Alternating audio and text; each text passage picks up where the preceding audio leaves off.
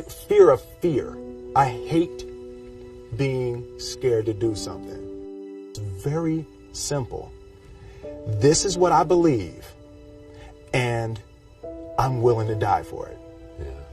Period. You can't be scared to die for the truth. The truth is the only thing that's ever going to be constant. And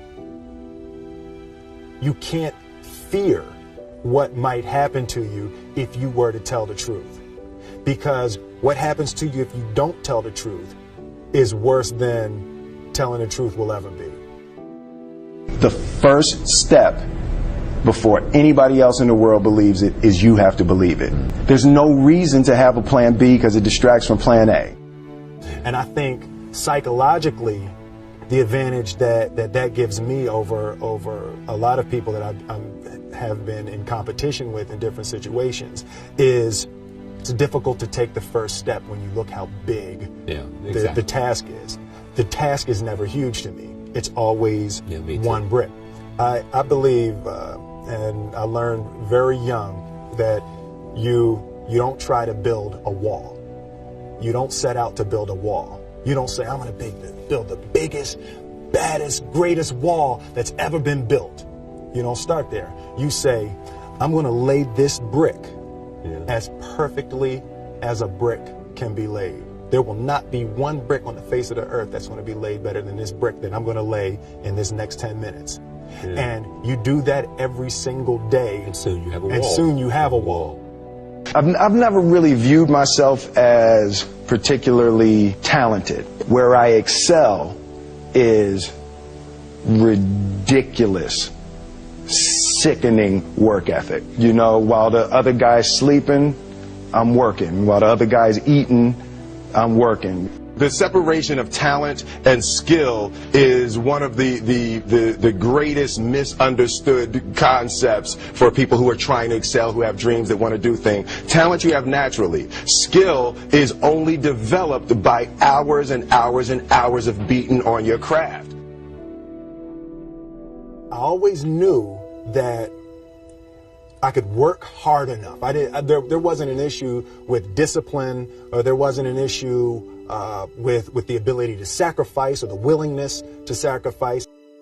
There's no easy way around it. No matter how talented you are, your talent is going to fail you if you're not skilled. You know, if you don't study, if you don't work really hard and dedicate yourself to being better every single day. This one year, my father had his shop, and he decided for whatever reason that he wanted a new wall on the front of his shop. So he tore down probably about 16 feet high and probably about 30 feet long. He just completely tore the wall down, and my brother and I had to dig a 6-foot hole. We for the foundation. For the foundation. Right. We would mix in the concrete by hand. A year and a half. We were building this wall for a year and a half. Every day after school, we would come and mixing concrete, putting it in the hole, doing it. And it was just myself and my little brother. And I remember standing back, looking at that wall, saying, there's going to be a hole here forever. A year and a half later, we laid the final brick. And my father stood back with my brother and I know he planned this. He says he didn't, but I know he had been planning this and writing this for his for the past 2 years. But we stood back, we looked at the wall, and he looked at me and my brother and said, "Don't y'all never tell me that you can't do something," and walked into the shop. As a child, my parents always told me you could be whatever you want to be, you could do whatever you want to do. And you know, that office, that position, the highest office on the face of the earth, it was something I heard my parents saying it, but I didn't totally believe it. Yet I went out in the world and I carried myself and I held my head high and I stood there and I looked people in their eyes and I talked to people as if I was deserving of everything that this planet has to offer. I really want to say to children out there and to people who are watching, Confucius said one time, he who says he can and he who says he can't are both usually right.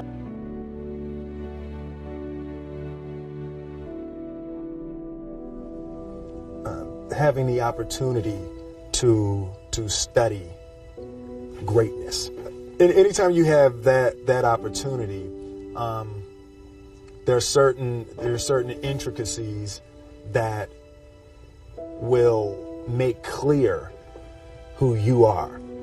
It becomes that much more clear who you are. The definition of who I am is very clear to me, and it also redefines who I want to be, in that I know for a fact that I'm stronger than I thought I was. You know, you can't help but ask yourself the question, what would I do if I was in Muhammad Ali's shoes? I'm not the best at anything.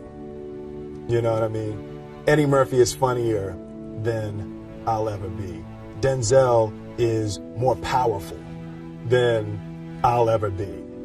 I think that my strength is I can do everything well. You know, I can do a little bit of everything, and that's what I concentrate on to be my strength. I'll never be able to compete with Denzel. I enjoy connecting with people and ideas, and you know, I have a mission statement. So every year for probably the past 10 years, I've worked out a mission statement for myself. And for the last few years, the mission statement has stayed the same, and it's been improve lives, right? So when I go into something, I'm looking for how the quality of this piece could potentially improve lives. But it's all along the way. It's when you make the movie and how you're interacting with people in the process. And the concept of improving lives runs through the center of everything I do. And then I realized that the way to improve lives is to continually improve yourself, right? So with that, every morning when I get out of the bed, I haven't fixed everything in the world yet, so there's always something to do. I want my life, I want my work, my family, I want it to mean something. If you are not making someone else's life better, then you're wasting your time. You know, like your life will become better by making other lives better. A few months ago, I said that I believe that if I chose to, I could be the president of the United States. And I think as I've had a chance to intellectualize why I said that. Yeah. And I think that there's a certain delusional quality that all successful people have to have. You have to believe that something different than what has happened for the last 50 million years of history. You have to believe that something different can happen. The one thing that I truly tried to communicate in the interpretation of Ali is the complex simplicity of greatness. And how greatness is not this wonderful, esoteric, elusive, God-like feature that only the special among us will ever taste. You know, it's something that truly exists in all of us. Loss is bound to joy. Like pain and suffering are bound to joy. The being able to survive something is actually a big part of being able to find that next wave of joy. You appreciate smaller things. I hated being scared, that I didn't want to even take the meeting. I just hated that being scared to do something. And I think what developed in my early days was the attitude that I started attacking things that I was scared of.